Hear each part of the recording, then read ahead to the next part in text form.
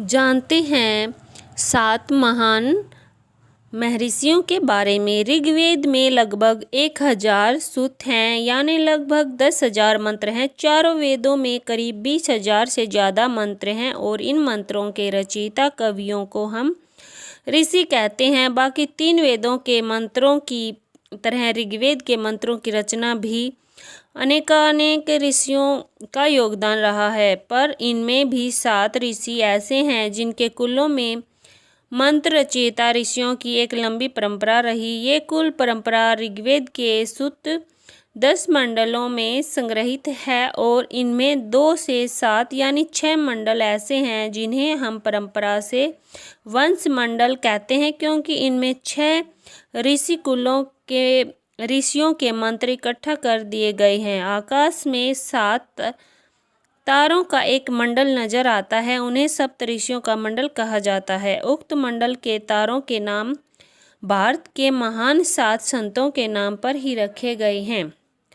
वेदों में उक्त मंडल की स्थिति, गति, दूरी और विस्तार की विस्तृत चर्चा मिलती है। प्रत्येक मनवंतर में अलग अलग सप्तऋषि हुए हैं। यहाँ प्रस्तुत हैं वैवस्वत मनु के काल के सप्तऋषियों का परिचय। नंबर 1 है वशिष्ठ। राजा दशरथ के कुलगुरु ऋषि वशिष्ठ को कौन नहीं जानता। ये दशरथ के 4 पुत्रों के गुरु थे।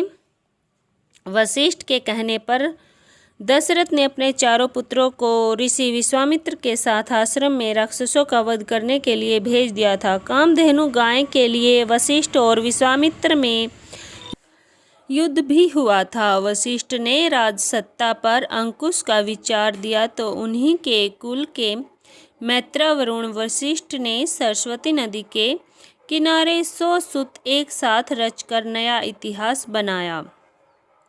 नंबर 2 है विश्वामित्र। ऋषि होने के पूर्व विश्वामित्र राजा थे और ऋषि वशिष्ठ से कामधेनु गाय को हड़पने के लिए उन्होंने युद्ध किया था, लेकिन वे हार गए। इस हार ने ही उन्हें घोर तपस्या के लिए प्रेरित किया। विश्वामित्र ने की तपस्या और मेनका द्वारा उनकी तपस्या भंग करने की कथा जगत प्रसिद्ध है।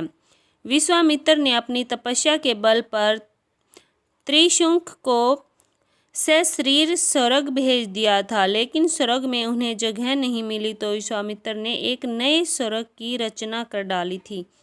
इस तरह ऋषि विश्वामित्र के असंख्य किस्से हैं। माना जाता है कि हरिद्वार में आज जहाँ शांति कुंज है, उसी स्थान पर विश्वामित्र ने घोर तपस्या करके इंद्र से रुष्ट होकर एक अलग ही स्वर्ग लोक की रचना कर दी थी।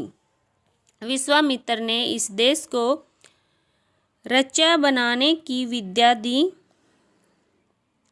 और गायत्री मंत्र की रचना की, जो भारत के हृदय में और जिह्वा पर हजारों साल से आज तक अनवरत निवास कर रहा है। नंबर 3 है कण्व। माना जाता है इस देश के सबसे महत्वपूर्ण यज्ञ सोम यज्ञ को कण्वों ने व्यवस्थित किया। कण्व वैदिक काल के ऋषि थे। उन्हीं के आश्रम में हस्तिनापुर के राजा दुष्यंत की पत्नी शकुंतला एवं उनके पुत्र भरत का पालन पोषण हुआ था। 103 सूक्त वाले ऋग्वेद के 8वें मंडल के अधिकांश मंत्र महर्षि कण्व तथा उनके वंशजों द्वारा गोत्रजों द्वारा दृष्ट हैं। कुछ सूक्तों के अन्य भी दृष्ट ऋषि हैं, किंतु महर्षि कण्व अष्टम मंडल के दृष्टा ऋषि कहे गए हैं। इनमें लौकिक ज्ञान, विज्ञान तथा अनिष्ट निवारण संबंधी उपयोगी मंत्र हैं। सोनभद्र में जिला मुख्यालय से 8 किलोमीटर की दूरी पर कैमूर श्रृंखला के शीर्ष स्थल पर स्थित कण्व ऋषि की तपस्या स्थली है, जो कंडाकोट नाम से जानी जाती है। नंबर 4 है भारद्वाज। वैदिक ऋषियों में भारद्वाज ऋषि का उच्च स्थान है।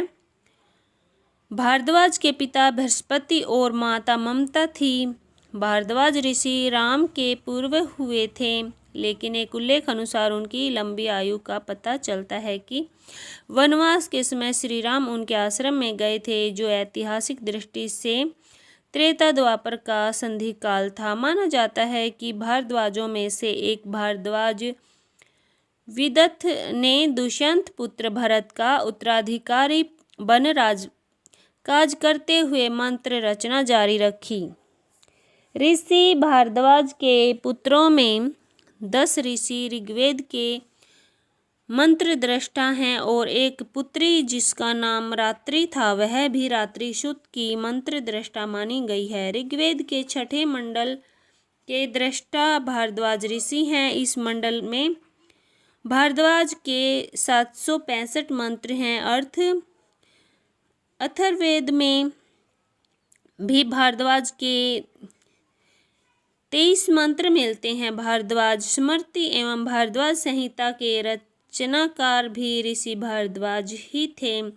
ऋषि भारद्वाज ने यंत्र सर्वस्थ नामक ग्रंथ की रचना की थी। इस ग्रंथ का कुछ भाग स्वामी ब्रह्मा मुनि ने विमान शास्त्र के नाम से प्रकाशित कराया है। इस मंत्र में उच्च और निम्न स्तर पर विचरने वाले विमानों के लिए विविध धातुओं के निर्माण का वर्णन मिलता है। नंबर 5, अत्रि। ऋग्वेद के 5म मंडल के दृष्टा महर्षि अत्रि ब्रह्मा के पुत्र, सोम के पिता और कर्दम प्रजापति व देवहूति की पुत्री अनसुया के पति थे। अत्रि जब बाहर गए थे तब त्रिदेव अनसुया के घर ब्राह्मण के भेष में भिक्षा मांगने लगे और अनसुया से कहा कि जब तक आप अपने संपूर्ण वस्त्र उतार देंगी तभी हम भिक्षा स्वीकार करेंगे।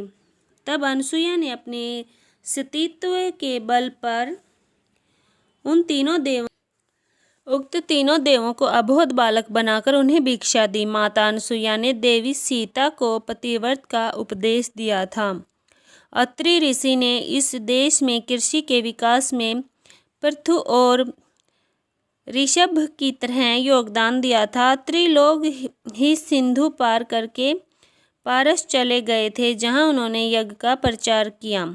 अत्रियों के कारण ही अग्नि पूजकों के धर्म पारसी धर्म का सूत्रपात हुआ। अत्रि ऋषि का आश्रम त्रिकुट में था। मान्यता है कि अत्रि दंपति की तपस्या और त्रिदेवों की प्रसन्नता के फलस्वरूप विष्णु के अंश से महायोगी दत्तात्रेय, ब्रह्मा के वंश से चंद्रमा और शंकर के अंश से महामुनि दुर्वासा महर्षि अत्रि एवं देवी अनसुया के पुत्र रूप में जन्मे। ऋषि अत्रि पर अश्विनी कुमारों की भी कृपा थी। नंबर 6, वामदेव। वामदेव ने इस देश को सामगाम दिया।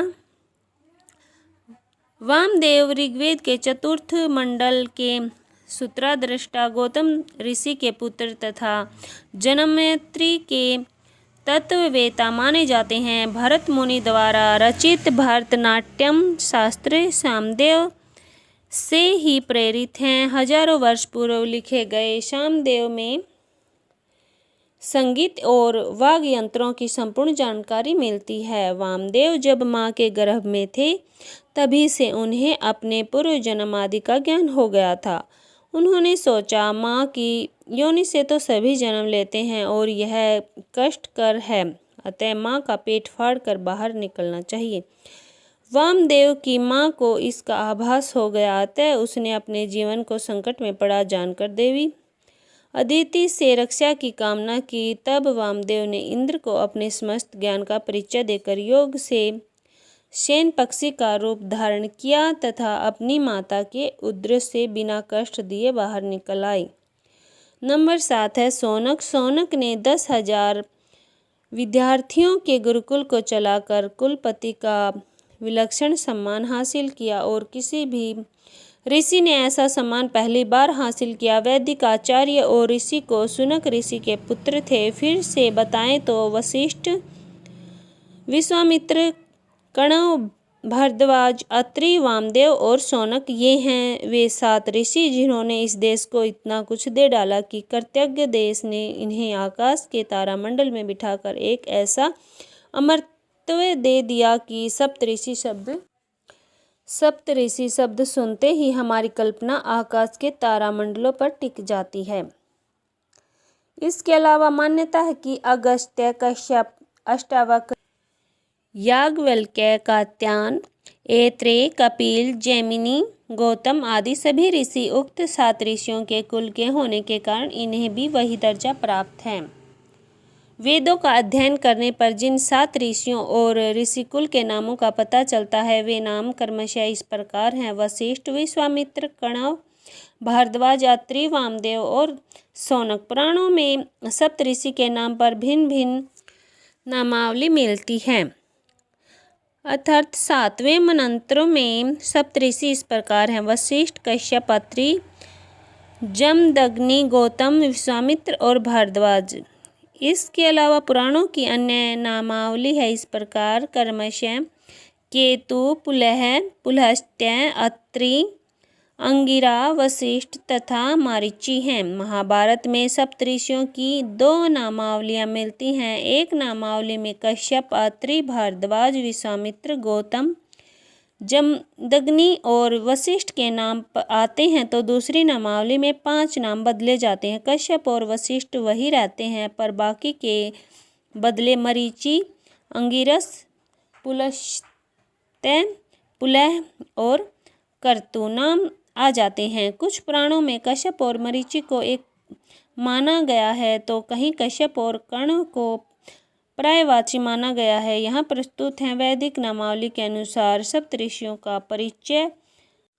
तो यह थी हमारे सप्तऋषियों के बारे में अच्छी सी जानकारी। ऐसी अच्छी जानकारी के लिए हमारे चैनल को सब्सक्राइब कर लें और वीडियो को लाइक और शेयर जरूर करें। धन्यवाद।